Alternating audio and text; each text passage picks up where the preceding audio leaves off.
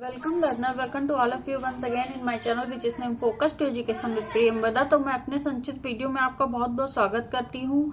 तो जैसा कि हम सब जानते हैं कि मैं अपने पिछले वीडियो में मतलब काफी दिनों से संचित वीडियो में मापन तथा मूल्यांकन में नवाचार चैप्टर के अंतर्गत आने वाले टॉपिक्स के बारे में डिस्कशन कर रही हूँ।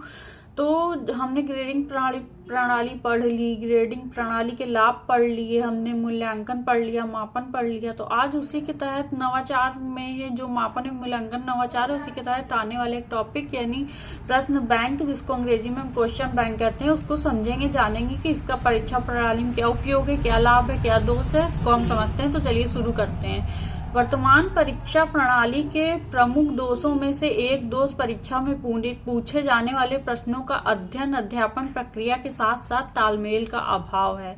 वर्तमान परीक्षा प्रणाली के प्रमुख दोषों में से क्या है? एक दोष, परीक्षा में जो पूछे वाले प्रश्न है उनका अध्ययन यानी पढ़ाना, अध्यापन करना, अध्ययन यानी पढ़ना और अध्यापन करना जो प्रक्रिया है उसके साथ तालमेल का अभाव है। प्रश्न पत्र रचयिता अपनी पसंद नापसंद, रुचि अभिरुचि तथा प्रश्न निर्माण कौशल के आधार पर प्रश्नों की रचना करके प्रश्न तैयार करता है। यानी प्रश्न पत्र जो रचयिता होते हैं, टीचर्स होते हैं हमारे, अपनी पसंद और नापसंद, उनकी रुचि अभिरुचि तथा प्रश्न निर्माण के कौशलों पर आधार पर प्रश्नों की रचना करते हैं, उसको प्रश्न पत्र तैयार करते हैं उसकी रचना करके।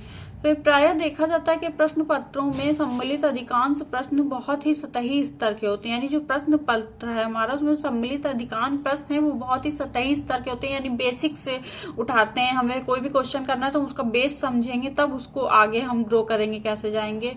तथा उसमें भाषाई अंतर को छोड़कर लगभग उसी रूप में थोड़े थोड़े समय के अंतराल पर उन प्रश्नों की प्रश्न पत्रों में बार बार पुनरावृत्ति होती रहती है। जैसे हम करते नहीं, जब हम अनसॉल्व पढ़ते हैं तो हम देखते हैं कि कौन कौन से क्वेश्चन आए, कौन से क्वेश्चन रिपीट हुए हैं, चाहे हम जिस भी मतलब कि हाई स्कूल में हो, इंटर में हो, हम बीए कर रहे हैं, एमए कर रहे हैं, तो हमारा जो अनसॉल्व होता है वो हमें इसमें सहायता करती है। तो उसी प्रकार से इसमें बताया गया है कि जो भाषाई अंतर है, भाषा का अंतर है, यानी हम इंग्लिश में पेपर दे रहे हैं, हिंदी भाषा में दे रहे हैं, अदर कोई भाषा में दे रहे हैं, तो उसको छोड़कर सभी रूप में उसी रूप में थोड़े थोड़े अंतराल यानी कुछ समय के बाद प्रश्न पत्र में उन्हीं प्रश्नों की पुनरावृत्ति होती रहती है।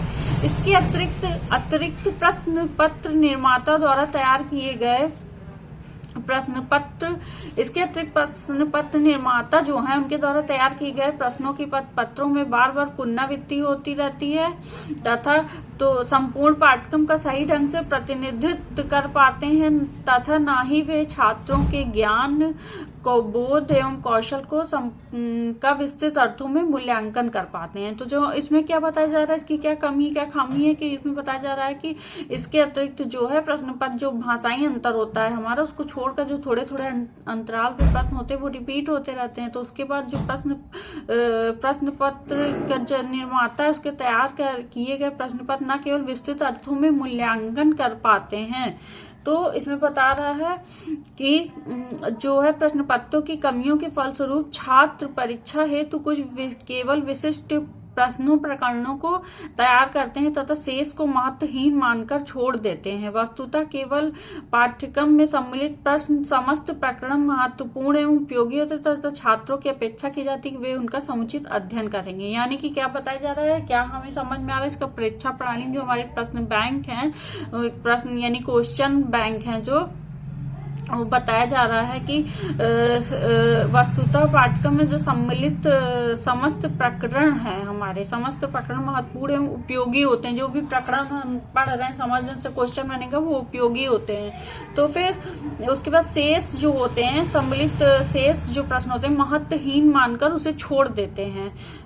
तो इसी प्रकार से हम इसका समुचित अध्ययन करेंगे। तो आज के वीडियो में हमने जाना प्रश्न बैंक क्या होता है, प्रश्न बैंक का शिक्षा प्रणाली में क्या उपयोग है, क्या गुण है, क्या दोष है, इसका क्या अर्थ है, इसका कॉन्सेप्ट क्या है। अपने नेक्स्ट वीडियो में हम नेक्स्ट टॉपिक के बारे में चर्चा करेंगे। और अगर आपको मेरा वीडियो पसंद आए तो प्लीज मेरे चैनल को सब्सक्राइब कर लीजिए और बेल आइकन को प्रेस कर दीजिए ताकि मेरे आने वाली वीडियो की नोटिफिकेशन आप तक पहुंचती रहे। तब तक के लिए हम नेक्स्ट वीडियो में नेक्स्ट टॉपिक के बारे में बात करेंगे। तब तक के लिए आप सभी सुनने वालों को मेरा नमस्कार।